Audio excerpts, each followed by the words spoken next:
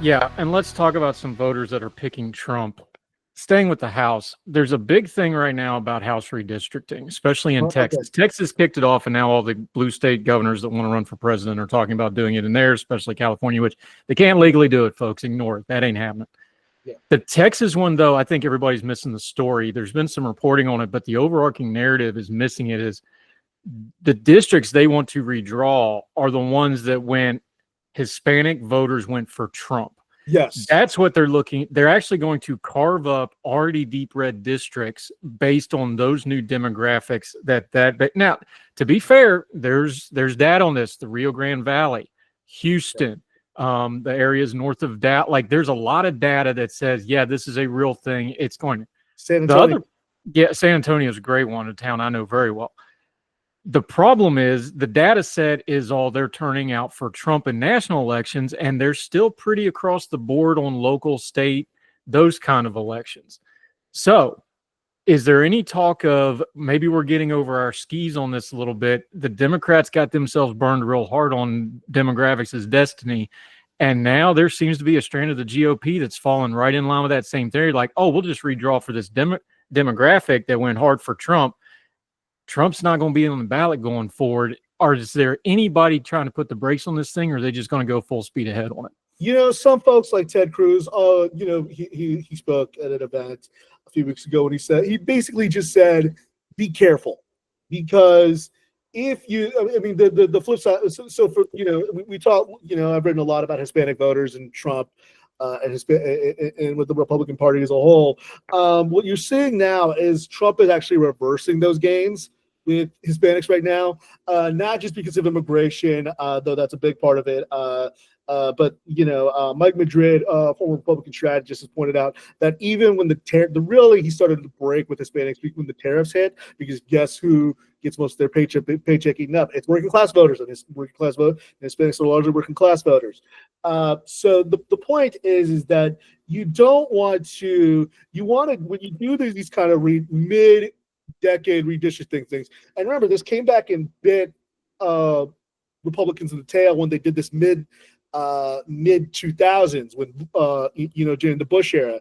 You want to game these things out for how it's going to look in the future, not based on what it looks like now. So, for example, if you're looking at Henry Cuellar's district, I can understand them wanting to crack his district or pack some more Republicans in there. I get it. But if you want to do long term, but if you want to be strategic about this and careful about it, you don't want to do. I mean, they're talking about doing 5 seats because what ultimately happens is that you will what you need to do to create more competitive districts is you need to get Republicans from safer districts and pack them into more competitive districts, and then that almost makes those safer districts much more competitive. So it really is a game of Russian roulette, and it's banking that this is a permanent realignment. We talked about last decade Democrats talked about demographics are destiny. They believe that because Obama did so well with Hispanic voters and with young voters and African Americans and Asian Americans that this would be the case forever. Then Trump gave them a wake up call. They could very easily get this wake up call in Texas, particularly with when it comes to immigration, when it comes to tariffs. Remember, a lot of businesses in Texas do business with Mexico. HEB, the biggest grocer in Texas, does 50% of its business is with Mexico. So it's not the smartest thing to base it off just one year's election. Yeah, and you wrote about it before, but let's pause for a second, because the way it gets covered. Look, I don't like the gerrymandering stuff because one person's gerrymandering is another person's redistricting. It just depends on which way you're looking at it. Everybody does it. Every state does it. Yes. Everybody's doing it. When you're looking at redistricting, because you've covered this for a long time and you've talked about this specifically with the Latino vote, especially, especially, let's back up one more time before we even get into this, because I think this is important.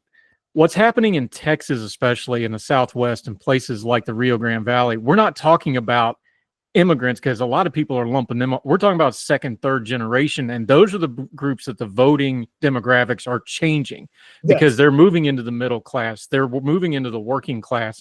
They're working on their children and grandchildren. You're multi-generational now. That's the groups that are changing. So because you wrote about this and covered it so much, just walk people through it for a minute. What we're talking about is there's a huge difference when you have and I'm just picking a number here, use another number if you want. If you have a consistently plus 20 R district, that's going to be safe every election unless you have a wave election or a scandal or something else. They can just pencil that one in. If you take a plus 20 district, split it up, and you got 2 plus 11 districts, now you got something you got to worry about. You got something you got to spend money on. And if you have a wave election, you've got 2 districts that are very much in danger instead of 1 district that you would have to have something really unusual. When the power brokers are looking at stuff, that's what they're supposed to be looking at. And that's why you're calling it short-sighted. Walk people through that redistricting gerrymander process, because you've covered this for a long time. Yeah, I covered it a lot when back when North Carolina Republicans started to do their gerrymander. And I did that, man. The 8th legislative, we had 3 elections in 14 months. I remember. I was there for it. Oh yeah, no. Richard Hudson, God bless him. I was there, Gandalf. But like the Republicans in North Carolina, they finally figured out how to draw a map that just didn't blatantly violate the VRA. But it took them God knows how many tries. And the thing that you always need to take into account with these things, as you said, with a lot of these Hispanic generations, it's important to remember that a lot of our ideas about Hispanic voters are very outdated. People say, "Oh well, Hispanics they're becoming more conservative because they're Catholic and abortion." That's not true. Only 40% of Hispanic voters now are Catholic. A lot of them are becoming either unaffiliated religiously or they're becoming evangelical Christians. A lot of these folks, they work, they're becoming in the middle class, and guess what's the biggest driver of them going to the middle class? It's the oil industry. So they're not too keen on some of the stuff that Democrats are talking about when it comes to renewable energy, even though Texas is one of the biggest states for renewable energy. They are also still one of the biggest groups that does not have a college degree, and that is that's right for the picking. And as you said, as they're becoming second, third, fourth generation, they are just they're becoming more assimilated. And this, we're not even talking about the Tejanos who have been there since Texas was even a state, going back to when Texas was Mexico. And if you ask them, they will say, "Yo no soy gringo, yo no soy mexicano, yo soy tejano," which is to say, I'm not Mexican, I'm not white, I'm tejano.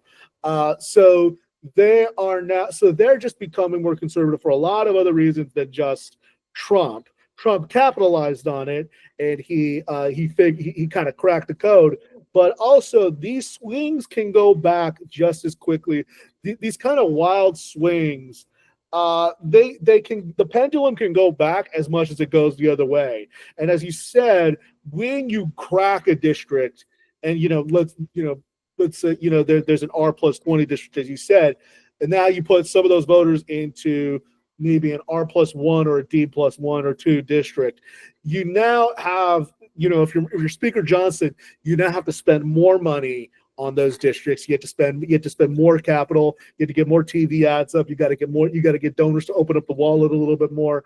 It's not the smartest thing long term to do unless you are absolutely certain that this is going to work. And again, the generic ballot is showing Republicans are in some deep trouble right now. So I get why they're partially trying to do this. They're trying to shore it up so that they don't lose the majority. But again, what that ultimately does is that a gerrymander today can become a dummy-mander tomorrow. Yeah, and it's more than that. Since we're talking about the midterms coming up, keeping one eye on that. My buddy Mark wrote about this with the Rio Grande when it went red. Rio Grande Valley, I mean. This is the disconnect in a congressional when you have national parties trying to do these things, because you just talked about it. The Democratic Party, they get in trouble with this, like, well, some of the police stuff, if you start talking about, defund the police and all that. Well, in the Rio Grande Valley, all the cops are Latino. Yeah, and Border Patrol and ICE. The Border Patrol is 52% majority Latino for a lot of good reasons that we can figure out on our own. ICE is changing now because, God knows the monstrosity that thing's going to become with the new funding they're getting. Yes. But Border Patrol's majority Latino. Yes. So if you get somebody from the Northeast that's, higher educated, kind of a traditional, more liberal, progressive mindset, that's a foreign concept to them. They don't understand that, like, no, everybody down there is Latino. That means the cops are Latino, the local service workers are Latino. It's not just service industries and agriculture. Everybody's Latino. Yeah. And exactly. that's the disconnect. And when we start looking at things like redistricting, which is all about the midterms, these are things the major parties, it's almost like they're behind the times on. And the Republicans got the same problem in the reverse, because now they think Latinos everywhere are going to be like the Texas Latinos, and that's not true either. No. So this is the problem they get into with trying to game the system for just the next midterm, and Yeah. it gets to be short-sighted. It's incredibly short-sighted, and it's one of those things that, again, as I said, it'll come back and bite them in the worst possible way. Democrats learned this the hard way in 2010 after Obama won. You have to take into account, what does it look like when your superstar candidate is no longer leading the team, your superstar player. You have to think about when Larry Bird is no longer playing on the Celtics, when Kobe is retired from the Lakers. You have to think about these things long term. You have to think about, what does it mean to get the maximum amount of seats long term for us to win. And look, Trump, a big reason for this was because Trump wanted it. Trump basically phoned in and demanded it. But again, just because Trump wants it for his own majority, doesn't, Trump is going to dine out on the Texas GOP's credit card, based, so to use a metaphor. And as you said, a lot of these Hispanic voters, they are on edge. They're not fully convinced on the Republican Party. They may have voted for Trump, and that was partially just because they didn't trust the Democrats, but they're not necessarily long-term Hispanic voters, Republican voters. They just don't trust the Democrats. And I think that's the difference. I think a lot of people, I was at Ted Cruz's election party on election night, is that he said that these are Hispanics just being naturally conservative, so they're naturally just going to the Republican Party. That's kind of a misnomer. It's just that they just don't trust the Democratic Party. And also, they just remember Trump, the economy under Trump. I remember the chairwoman of the Webb County Democratic Party telling me that people were telling her ahead of 2024 that Trump va a darme dinero, which is Trump is going to give me money, because they remember the stimulus checks. So again, the fact that they said Trump, not the Republican Party, shows that this might be an incredibly short-sighted venture.